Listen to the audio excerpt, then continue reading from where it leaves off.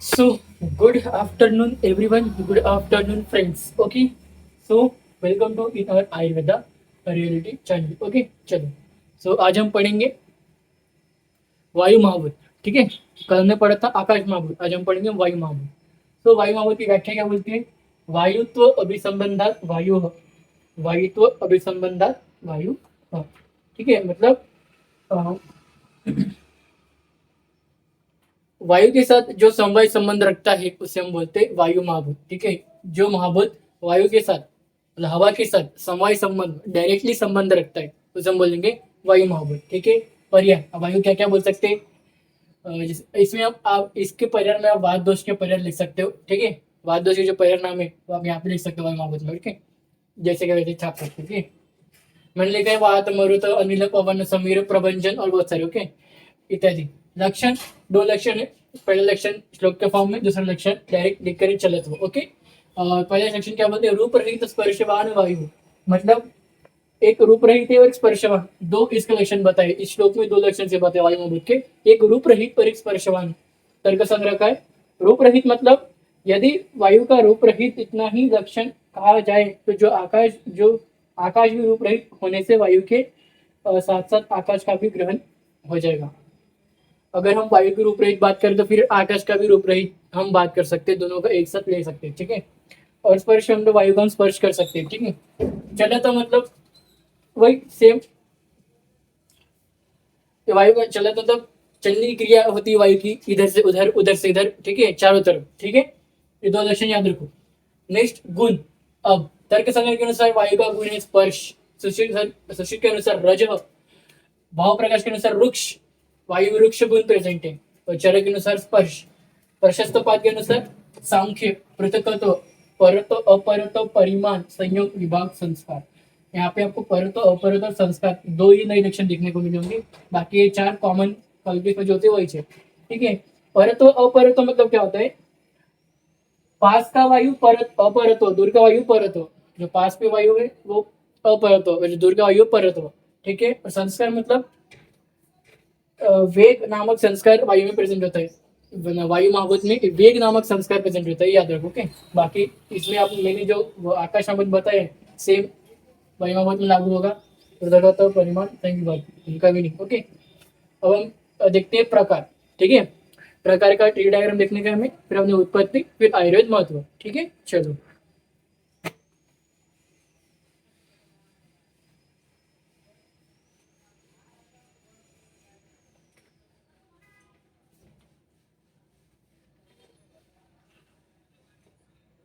प्रकार.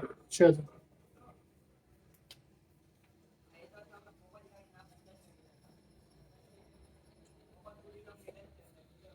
वायु.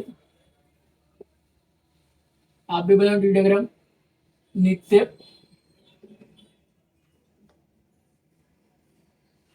अनित्य. ठीक है. नित्य, अनित्य. ओके.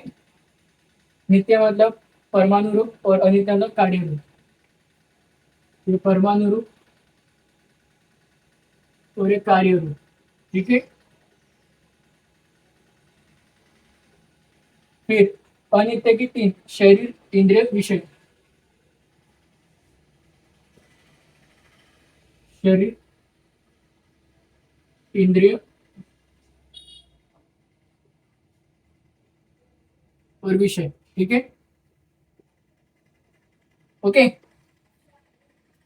शरीर में मतलब अयोजित वायुलोक.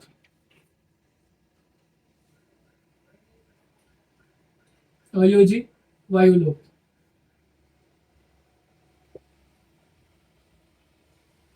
ठीक है. और इंद्रिय मतलब त्वगेंद्रिय या वेग इंद्रिय.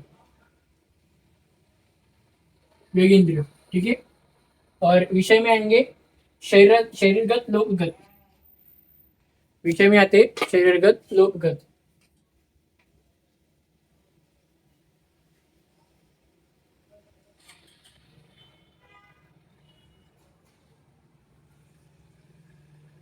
लोकगत. ठीक है. शरीरगत लोकगत. अब शरीरगत मतलब प्राणवायु.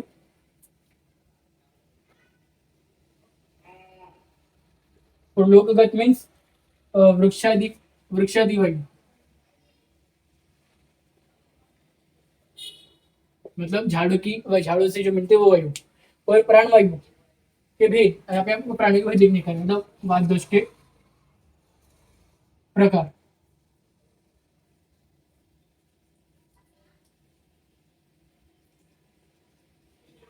क्या क्या है? प्राण वायु, प्राण उदान,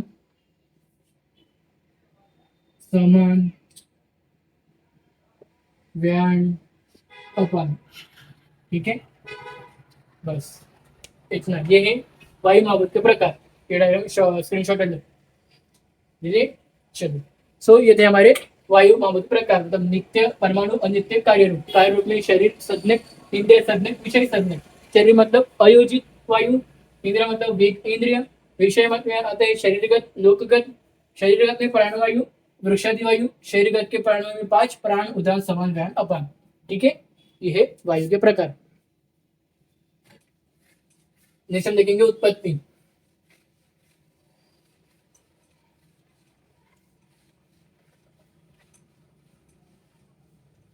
ओके, उत्पत्ति।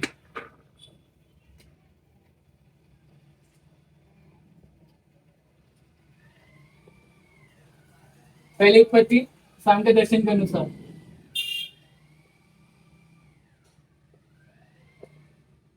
क्या बोलती है? प्रकृति,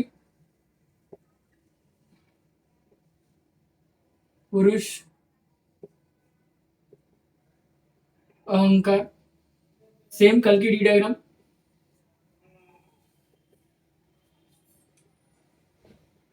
ओके,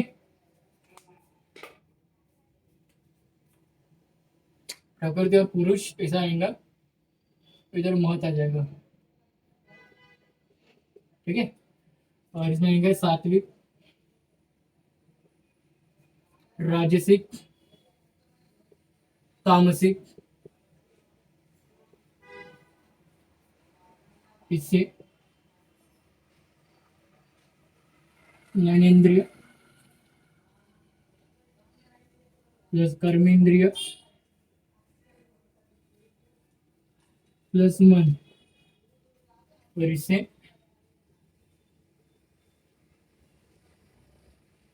शब्द, स्पर्श, रूप, रस, गंध। इधर आएगा आकाश,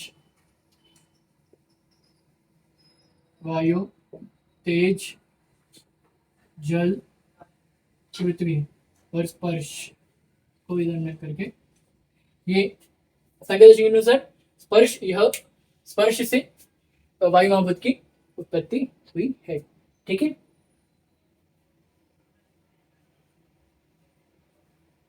ओके ना? चलो, सो प्रकृति व पुरुष, महत, अहंकार, सात्विक, राजसिक, तामसिक, अहंकार। सात्विक और राजसिक अहंकार से ज्ञानेन्द्रिय, 5 ज्ञानेन्द्रिय प्लस 5 कर्मेंद्रिय, एक मन। और राजसिक और तामसिक से शब्द, स्पर्श, ये 5 तन्मात्रा, और साथ में 5 महाभूत उनके। ठीक है, नेक्स्ट आयुर्वेद अनुसार। ठीक है,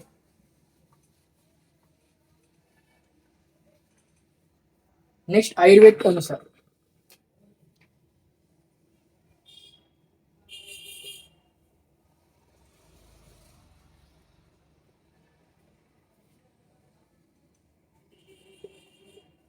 अव्यक्त, महत, अहंकार,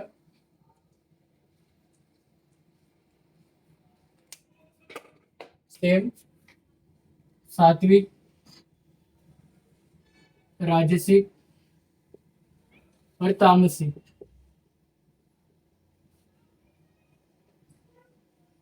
ज्ञानेन्द्रिय प्लस कर्मेंद्रिय प्लस मन,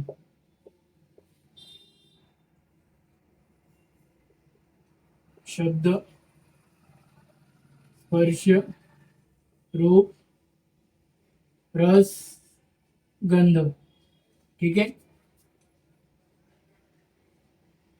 आकाश, वायु, तेज, जल, पृथ्वी। 1/8, 1/2, 1/8, 1/8, 1/8, ठीक है।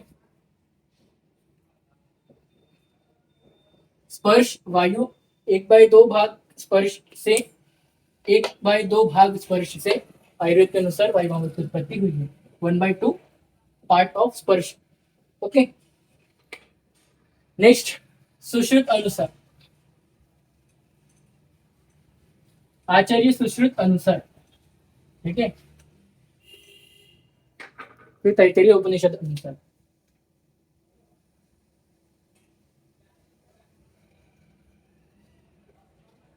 आचार्य सुश्रुत अनुसार,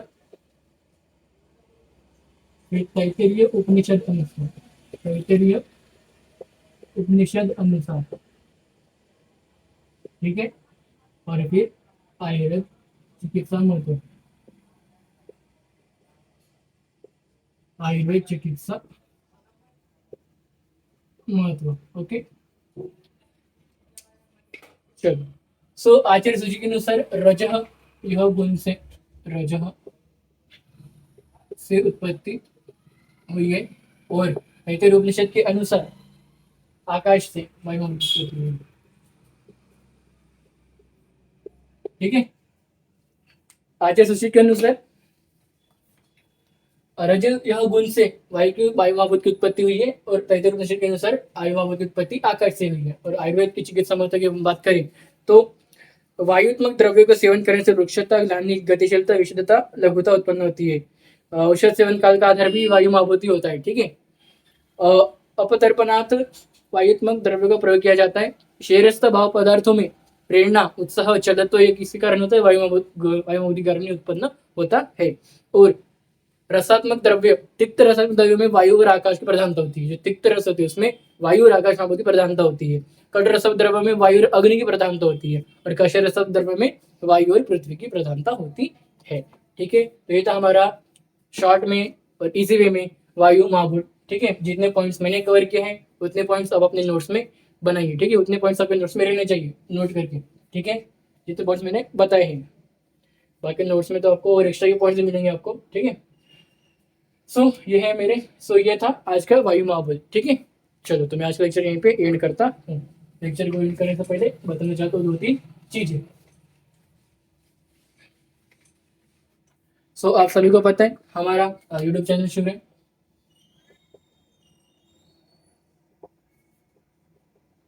आयुर्वेदा रियलिटी करके। दूसरा हमारा शुरू है इंस्टा का ऑफिशियल पेज, वो भी आयुर्वेदा रियलिटी करके। तीसरा हमारा शुरू है व्हाट्सएप का ऑफिशियल ग्रुप, इसका नाम है BMS first year notes and lectures. और चौथा हमारा टेलीग्राम का चैनल शुरू है, जिसका नाम है BMS first year notes and lectures, ठीक है। देखो, यूट्यूब चैनल में डेली लेक्चर डालने में क्या करने का, लाइक करने का है, सब्सक्राइब करने का, फ्रेंड्स को शेयर करने का है, ठीक है। और इंस्टा में लेक्चर्स के अपडेट्स आते हैं, व्हाट्सएप में daily video link of lectures आपके नोट्स आते रहते हैं, टेलीग्राम में भी से daily video link of lectures आपके नोट्स आते रहते हैं। व्हाट्सएप में मैं डाउट को भी डिस्कस करूँ तभी तो आप जल्दी ज्वाइन करें, ठीक है। Thank you.